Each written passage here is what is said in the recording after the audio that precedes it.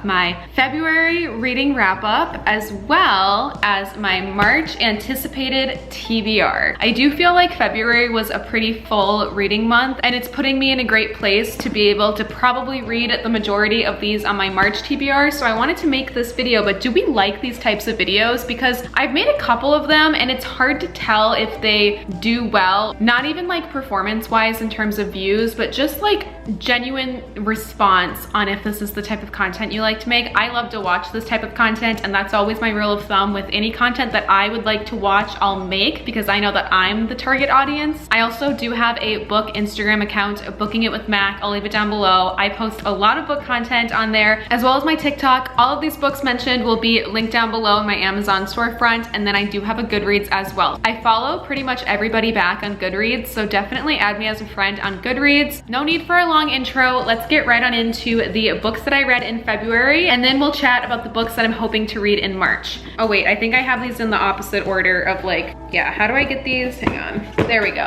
Okay, the first book that I read in February was A Spark of Light by Jodi Picoult. I love Jodi Picoult. She is one of my favorite comfort authors of like our current time. I think she writes such captivating novels that always have some sort of like crime, legal, or just ethical dilemma that makes you somehow see both sides, regardless as to whether or not you believe or also side with those sides. She's really good at making you emphasize and understand a point of view that you might not agree with. And this book is no different. So A Spark of Light takes place at a women's like abortion center. It's a hostage situation, and you follow kind of the stories of some of the hostages, the doctor there, the nurse that works there, and then of course the person holding everybody hostage, his story. Oh, and the twist is that the policeman trying to resolve this situation, his teenage daughter is being held hostage in the abortion clinic, and he like is trying to figure out why she's there. As you can tell, it's just filled to the brim with like ethical stuff. What's really unique about this story of hers is that it not only covers like a 12-hour time span, but the timeline is told backwards. So you actually start at the end, which is kind of common for that cyclical plot, but usually you get like a snippet of the end and then you go back to the beginning and then you tell the whole story. This one, you start at the end and you work backwards. So each chapter has like a time on it. So you start at like 5 p.m. and then the next chapter it'll be like 4 p.m. or the next chapter will be 3 p.m. and you're just slowly going backwards in time. You get more and more bits of information as you keep reading, but backwards. There's also a slight, small, unexpected twist, at least to me, toward the end that caught me off guard but made me kind of tear up, because it just changes the dynamic of some of the characters when you realize something. I gave this 4 stars. I know it's not a plot for everyone, but I read everything by Jodi Picoult, and this is one of her more recent ones that I just haven't read yet. So a really good current contemporary fiction escape for sure. I read this in like 2 days. The next book that I read in February was Everyday Awakening by Katherine Duncan. This is a really easy, quick read. I read this in like a day and a half. It basically just covers 5 practices to live fully, feel deeply, and come into your heart and soul. It's a spirituality-based self-improvement book, I'd say, and it's filled with small snippets of her personal life, but then also journal prompts and meditation exercises and like the 5 main focus ideas to just improve your life. The reason I read this book is because I actually grew up with the author's daughter, and she gave me a copy of her mom's book when this came out. She signed it, so I do feel slightly more like connected to the story. But if you're from Minnesota, I mean, a lot of things here are referenced in Minnesota because that's where we all live. If you like more like spiritual, inspiring stories that make you see life slightly differently, I would recommend this. It's also something that you could read very, very quickly, so it's not that intimidating. I was putting off a book that I'm about to talk about, and I ended up reading this one first because I wasn't ready to commit. I think I also did a reading vlog. I don't know if that's out yet, but that covers these books as well. The next book that I read, oh, I don't know if I mentioned, I think I gave this book 4 stars. The next book that I read was actually Truman Capote's Breakfast at Tiffany's. I have wanted to read this since high school, and I'm so glad that I came across this thrifting. This is a beautiful 80s edition. Breakfast at Tiffany's is also just a classic short story or novella that I've wanted to read and hadn't yet, so I'm glad. I mean, the writing in it is truly beautiful. I've underlined a lot, but I had no idea like the history or the propaganda of the story, and I definitely did not know that the original writing is kind of filled with slurs. It was either the 50s or 60s when the story was written, but I had no idea how common the use of like the N-word still was, and that is in here like 3 or 4 times. So that was kind of jarring and unexpected. I definitely didn't think that would be in the story, and then when I started to read more, it's pretty racist.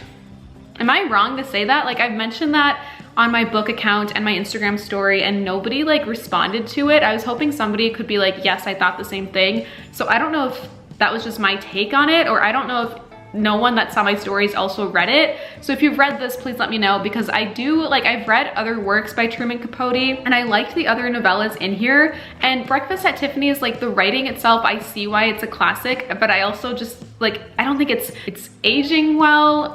It was just kind of shocking. Also, how come nobody's talked about the child bride part? Like, married at 14? Are we just gonna skip over that? Like, there were a few things in here where I was like, ooh, this could not be written today. It's definitely like the male gaze manic pixie dream girl of a prostitute, but I just had to read it. I did enjoy the other short stories in here: House of Flowers, A Diamond Guitar, and then A Christmas Memory. A Christmas Memory was my favorite. I could really like feel the nostalgia and like taste the baked like fruit. Like, it was just, it captured a childhood Christmas so well. As a whole, I gave this 3 stars. Like, beautiful writing, but problematic. Speaking of problematic, this next book, I have been eager to see what all the hype was about. I finally did it. I read Icebreaker. I actually finished it this morning. For what it is, like, I get it. I get the hype. I understand why our jaws are all on the floor. I will never listen to Cruel Summer by Taylor Swift the same ever again.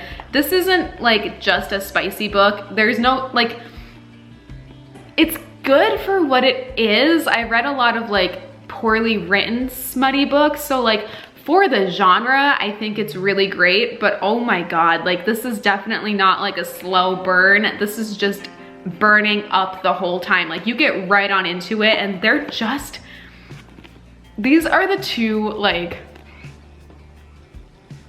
horniest little cartoon characters I've ever read about. She leaves no detail undescribed. I will say the plot was starting to get a little bit boring 3/4 of the way in, but by the end there were like 2 things that happened that kept me interested. I can't decide yet if I'm going to give this 3 or 4 stars, because I think for the genre of like smutty romance books, it's a 4-star, but like for books as a whole, I would give it 3 stars.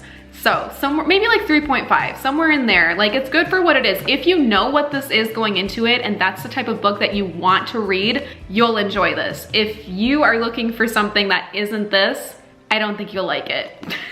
And the last book that I read in February that I'm currently actually still reading, so this will become kind of like a March read book as well, is Practice Makes Perfect by Sarah Adams. My mom got me this for Christmas. I like to go into books pretty blind, so I won't say much about this plot, but this was my book club's choice for February's read. We wanted like a light romance. So I'll let you know in my next reading wrap up, whether that's on YouTube or TikTok, what I think of it. That is everything that I read in February. Reading 5 books, especially in a short month, is pretty good for me. Some months I only read 1 or 2 books, so I do feel like I had a pretty good groove going, but definitely let me know your thoughts on these books, as well as what you read in February. Because I was on such a good like reading kick for February, I feel like it's putting me on the path to be able to read a pretty decent amount of books for March. So I've gathered up some March TBR options, and I want to share with you some of the books that I'm hoping to read this month in March. I have probably a total of like 100 to maybe 150 books on my full TBR list up in my room, just stacked against the wall, but it can be really overwhelming after I finish a book to look at that and be like, okay, what do I possibly read next? So I like to have a more like curated monthly TBR pile to choose from. So for February, I kind of grabbed all of the romance books, all of the books with pink covers, anything about heartbreak or love, and I created more of like a romance TBR list. I feel like I tend to read a little bit of everything in March. It's also the month that I start to read outside again. We'll have random warm days. So I'm picturing, you know, me reading out on my balcony, me reading on my yoga mat, me reading in the sun. And there are definitely like books that I prefer to read outside in the springtime versus winter. So, and I also like tend to just get like a pull or like a feeling toward a book to be like, ooh, I need to read this soon. I don't know if that makes me like a mood reader or what, but I spent some time looking at my walls of books upstairs and I've gathered the ones that felt right, that felt like I might want to read this in March. Now, this isn't me saying I'm going to read all of these books in March because honestly, I mean, I could, but it would be a very ambitious TBR list. But at least these are the books and this is the pile that I will be choosing from. I'll probably read about 4 or 5 out of these 7, but this will be the pile that I'm choosing from, and these are all the books that I looked at and was like, that feels like a March read. Let's get into it. First book on my March TBR is Such a Fun Age by Reid. This has been on my TBR for a while now. I've heard good things about it. Like I said, I like going into books pretty blind, so I don't want to read too much about it, but the back of this book talks about how a woman's babysitter is confronted at a supermarket because the security guard sees a young black woman out late with a white child and she accuses Amira of kidnapping. One of the reviews on the back describes this book as a hilarious, uncomfortable, and compulsively readable story about race and class. So I think it's going to cover a lot of important topics and I'm excited to dive into a book like this. Oh, I just found a bookmark. Oh, and it's on my favorite angel number, 17. That's crazy. I have friends that have read this and they said it was really good, so I'm excited to read this. The next book on my TBR list to choose from is Cleat Cute by Meryl Wilsner. This came out in the fall. I actually pre-ordered it. I'm a little bit nervous now to read it because I just posted a like TBR version on TikTok and one of the comments said that she was disappointed by Cleat Cute, or she like had bigger expectations for it, which makes me a little bit nervous. But it's been a while since I've read like a sapphic queer romance novel and I miss it. Yeah, this looks like a little bit of a soccer romance. So I'll let you know what I think of this one. The next book on my list is also by Meryl Wilsner. It's her novel, Something to Talk About. I believe these are about 2 like Hollywood celebrity starlets that secretly start dating. So kind of like an Evelyn Hugo. Yeah, I'm not sure. But like I said, I just want to read a couple of sapphic romances this month because it's been a while. My little queer heart misses a solid sapphic romance. So hopefully I enjoy these 2, or at least one of them. We'll see. Pretty bold of me to own 2 books by an author that I haven't read yet, because if I don't like her writing, I already got another one. I don't know, we'll see. But those are some options. The next book on my list for TBRs for March is a thriller. Is it a thriller or is it just a mystery? I might be incorrect, but it is One of Us is Lying. So I think this is actually YA as well. I don't know. I don't wanna like dig too much into this, but basically I think they're all in detention together and then one of them ends up dead. It's like a whodunit that takes place in detention. An addictive, devour in one sitting thriller with so many twists and turns, you'll be wondering until the very end who really killed Simon. It's been a long time since I read a murder mystery, a thriller, anything like this, and March is giving me a little bit of thriller vibes, so I'm excited to read this. This next book has actually been on my bookshelf for years, maybe even decades, and I've never read it, but I definitely stole it from my mom as a teenager and it just has always lived with me. But lately it has been eyeing me. Like there's a face on the cover and on the binding. It's just been staring at me. I've had such a pull to it lately. I feel very called to read it and I try to always listen to that feeling because it must mean that like now is the time. And I don't know, I've just noticed it in my room and felt like, oh, I haven't read that yet. I want to read it. So it is kind of an older book, but it's just one that is a little bit nostalgic because I remember it being like in my childhood house and I stole it from my mom and all of that. It is Wally Lamb's She's Come Undone. So let me know your thoughts on this book without spoiling it. If you've read it, I don't know anything about it. I kind of just want to go into it not knowing anything about it, but the cover, for some reason, the cover just looks like March. Like the cover to me is like, I would read this in March. To me, March books are like colder hues, like blues and greens and thrillers, and like the earth is still kind of melting. Nothing that's warm and summery quite yet. So I don't know if that makes any sense to you, but to me, this looks like a March book, like a spring break. Like if I don't know. It's just, I'm gonna probably read that soon and I'll let you know my thoughts on it. I've got 2 books left on my TBR list. I really want to read more hardcovers this month. I haven't read a hardcover since like December, so I made sure to grab a couple of hardcovers. This first one is Lisa Jewell's None of This Is True. I've heard many things about this, all good things. I know a little bit about the plot, but I don't want to give away too much. Doesn't this woman like run into a woman that has like coincidentally a lot in common with her? Like she's her birthday twin, and then she starts running into her. Lots of secrets. She said where 2 women collide. Yeah, I don't know. I don't want to go into it like even knowing a little bit, because I want to just like fully be surprised by what it has to offer, and I want to be able to guess and predict on my own without knowing part of the plot. And again, this cover to me is March. Like those dark colors, this is a March book. I can't explain it, I just know it. The last book on my March TBR is Sally Field's memoir In Pieces. I love the hardcover. Look at the front and look at the back. She is a classic Hollywood icon, and it just kind of goes through her life. And I love stories like this. I think they're so important to know, and they should not be forgotten about. I'll read you a little bit. It just says, in this intimate, haunting memoir, an American icon tells her story for the first time, opening up about a challenging and lonely childhood, the craft that helped her find her voice, and a powerful emotional legacy that shaped her journey as a daughter and mother. Sweet-faced girl next door, dazzling complexity, Academy Award worthy, 5 decades in Hollywood. So I love a good memoir, and March to me is a memoir month. Like I feel like I always read memoirs in March. I love reading about somebody's life, and I actually don't know much about Sally Field. I'm sure that I have seen things that she's been in. I mean like 5 decades in Hollywood for sure, but I'm gonna go into it, and like I just love learning. Maybe it's the Gemini in me, but like we love learning facts like this, and like seemingly random facts too. So now if any of her films come up, I can be like, oh my God, did you know? Blah, blah, blah, blah, blah, blah, blah. But let me get these all back together again.